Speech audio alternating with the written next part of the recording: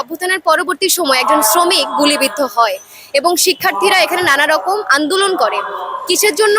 এখানে আদিবাসী শিক্ষার্থীরা তাদের সাংবিধানিক স্বীকৃতির জন্য আন্দোলন করে, এখানে প্রাইভেটের শিক্ষার্থীরা তাদের ভ্যাট কমানোর জন্য আন্দোলন করে। তাহলে আমরা তো এই বৈষম্য চাইনি। গত বছর এই দিনে আপনারা জানেন যে আজকের যে 2রা আগস্ট, গত বছর 2024 সালে এই 2রা আগস্ট আমরা ধ্রুবযাত্রা করেছিলাম এবং এই ধ্রুবযাত্রাটি শুরু হয়েছিল পল্টন প্রেস ক্লাব থেকে। এবং সেখানে আপনারা জানেন যে এমন কোনো মানুষ ঘরে ছিলেন না যারা এমন কোনো মানুষ কিন্তু সেদিন আসলে ঘরে বসে থাকতে পারেননি। শিল্পী বলি, ছাত্র বলি, শ্রমজীবী মানুষ বলি, সবাই কিন্তু সেদিন ধ্রুবযাত্রায় ছিলেন, অংশগ্রহণ করেছিলেন। এবং পুরো শহর জুড়ে এত এত মানুষের আসলে অংশগ্রহণ এবং তাদের মিছিলে যোগদান করাটাকে আসলে তখন আসলে ততদিনে নিশ্চিত হয়ে যায় যে শেখ হাসিনার আর বেশি দিন সময় নেই। ফলে এই যে শেখ হাসিনার পতনের ব্যাপার, স্বৈরাচার পতনের এই দিকটা, এটা আসলে জনগণের একটা স্বতঃস্ফূর্ত অংশগ্রহণের মধ্যে দিয়ে নিশ্চিত হয়েছে।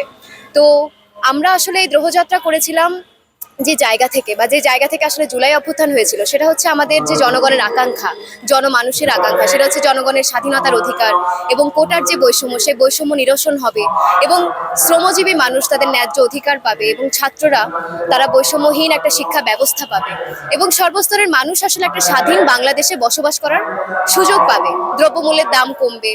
এছাড়া আপনারা জানেন যে গত স্বৈরাচার আমলে যে সংকটগুলো ছিল, কোনো স্তর আসলে ফাঁকা ছিল না যেখানে আসলে আওয়ামী লীগের দুঃশাসন এর প্রভাব ছিল না।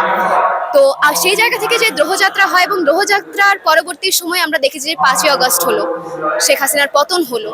তা আসলে পতন হয়েছে যে সরকারের, সে সরকারের পতনের পর আমরা আসলে কি চেয়েছিলাম? জনগণের আকাঙ্ক্ষা তো ছিল আসলে যে বিষয়গুলোর জন্য তারা হাসিনার পতন সংগঠিত করেছে, সেই বিষয়গুলো কিন্তু আমরা আসলে আজকের দিনে এই 2025 সাল 1 বছর হয়ে গেল, সে 1 বছর পূর্তিতে কিন্তু আমরা এর কিছুমাত্র বাস্তবায়ন দেখি নাই।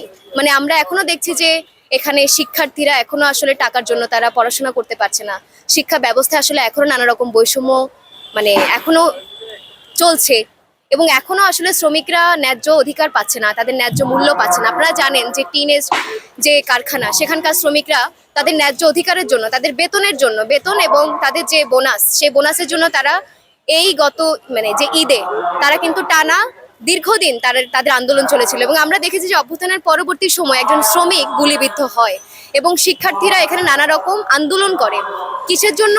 এখানে আদিবাসী শিক্ষার্থীরা তাদের সাংবিধানিক স্বীকৃতির জন্য আন্দোলন করে, এখানে প্রাইভেটের শিক্ষার্থীরা তাদের ভ্যাট কমানোর জন্য আন্দোলন করে। তাহলে আমরা তো এই বৈষম্য চাইনি।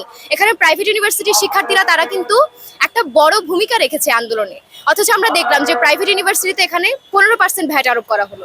তাহলে এটা কেন হলো? আমরা তো চেয়েছিলাম যে এখানে প্রত্যেকটা শিক্ষার্থী তাদের উচ্চশিক্ষার জন্য তাদের কোনো বাধা থাকবে না।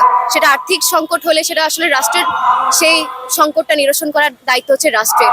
এবং এখনো চিকিৎসাধীন অবস্থায় এখনো অনেক জুলাইয়ের আহত যোদ্ধারা রয়েছেন যাদের এখনো চিকিৎসা পুরোপুরি বাস্তবায়ন হয়নি।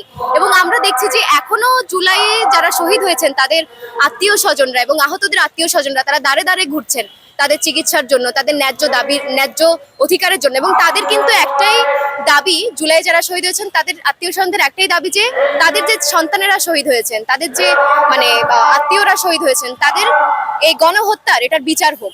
আমরা দেখলাম যে 1 বছর হয়ে গেল কিন্তু এখানে কোনো বিচারের কাজ আমরা দেখি নাই। এখানে আমরা দেখলাম যে পুলিশ যথাযথভাবে আইনি প্রক্রিয়াগুলো করছে না, আইনি প্রক্রিয়ায় তারা আসলে স্বতঃস্ফূর্ত না। এখনো বিভিন্ন জায়গায় মব ভায়োলেন্স হচ্ছে, এখনো বিভিন্ন জায়গায় ধর্মের নামে, সংখ্যালঘুর নামে বিভিন্ন মানুষের ওপর এখানে আক্রমণ হচ্ছে।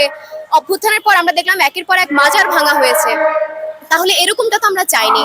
আমরা তো চেয়েছি সারা বাংলাদেশে যত দল আছে, মত আছে এবং যত জাত আছে, যে আদিবাসীরা আছে তারা সহ বাংলাদেশের প্রতিটা ধর্ম, প্রতিটা স্তরের মানুষ আসলে শান্তিপূর্ণভাবে তারা বসবাস করতে পারবে, তাদের মৌলিক অধিকারগুলো পাবে। কিন্তু আমরা 1 বছরের মধ্যে এই অধিকারগুলো আমরা দেখলাম না এখানে নিশ্চিত হতে।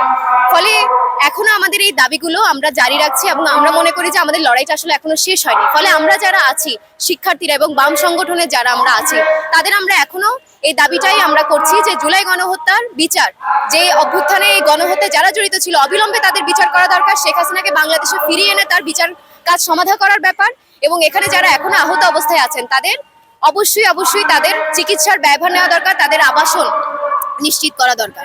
এবং আমরা এখানে দেখেছি অভ্যুত্থানের পর নারীর ওপর ভয়াবহ সহিংসতা হয়েছে, সারা দেশে একটা ধর্ষণের কালচার তৈরি হয়ে গেছে। তাহলে এই কালচারটাকে এখানে নিরসন করতে হবে, নারীকে যথাযথ সম্মান দিতে হবে, নারীর উপর যে সহিংসতা সেটা রুখতে হবে এবং শিক্ষার্থীদের উপর শিক্ষা ব্যবস্থার যে বৈষম্যগুলো নিরসন করতে হবে, প্রত্যেকটা সেক্টরে বৈষম্য নিরসন করতে হবে, এখানে শ্রমিকদের উপর বৈষম্য নিরসন করতে হবে।